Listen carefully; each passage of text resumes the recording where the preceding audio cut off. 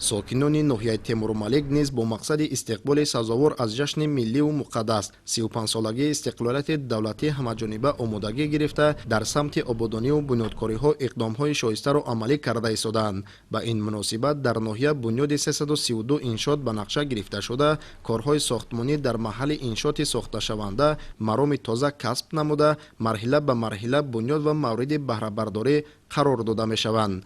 Дар идомаи сафари кори раиси вилояти Хатлон Давлаталӣ Саид дар деҳаи дӯстии ҷамоати деҳоти Ҳусайнободи ноҳия бинои нави таълимӣ ки бо ташаббуси соҳибкорони ватанӣ бунёд гардидааст дидан намуд.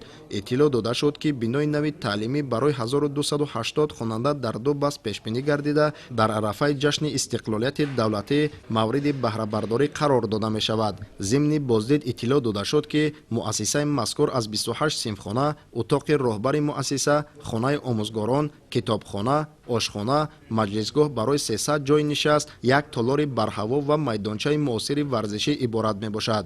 имрӯзҳо дар ҷамоати деҳоти Кангурти ноҳияи Темурмалик сохтмони майдони парчам ва гулгашти зебо барои истироҳату фароғати сокинон бо маром идома дорад. иттилоъ дода шуд ки майдони парчам ва гулгашт бо саҳми соҳибкорони ватандӯсти деҳоти Кангурт бунёд мегардад.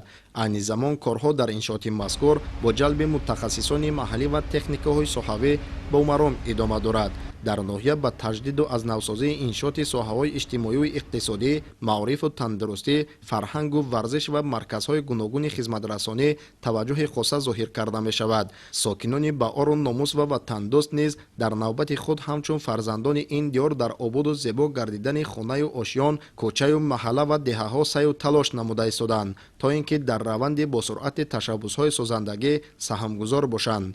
дар ҷамоати деҳоти Кангур дар қатори дигар иншооти муҳим ҳамзамон як варзишгоҳи муосир бо маблағгузории дастгоҳи иҷроияи президенти ҷумҳурии Тоҷикистон барои 6000 ҷойи нишаст бунёд гардидааст ки дар рӯзҳои наздик мавриди истифода қарор дода мешавад. гуфта шуд ки то кунун дар ҷамоати деҳоти Кангур чунин иншооти муосири варзишӣ мавҷуд набуд ва бунёди ин иншооти муҳим як тӯҳфаи беназири президенти ҷумҳурии Тоҷикистон, пешвои миллат муҳтарам Эмомалӣ Раҳмон барои сокинону варзишдӯстони ин диёр унвон карда мешавад. зимни сафари корӣ дар ноҳияи Темурмалик, раиси вилояти Хатлон Давлаталӣ Саид аз якчанд иншооти таъйиноташон гуногун ки ба муносибати 35-солагии истиқлолияти давлатӣ бунёд мегардад шинос шуда, ҷиҳати босифат ва ҳар чиз зудтар ба анҷом расонидани корҳои сохтмонии онҳо дастурҳои мушаххас доданд.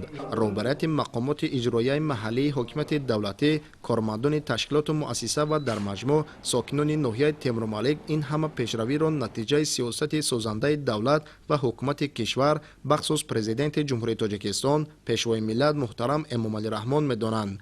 зеро бо беҳтар гардидани инфрасохтори ноҳия ва бунёд ёфтани садҳо иншооту корхонаҳои истеҳсолӣ, некуаҳолии мардум ба маротиб боло рафта, ба бошандагони он шароити арзандаи зиндагӣ муҳайё шуда истодааст. худойдоди Раҷаб, Абдурозиқи Маҳмадчо, Зуҳурдини Маҳмуд, Намозали Эргаш, Манучери Одина барои барномаи ахбор.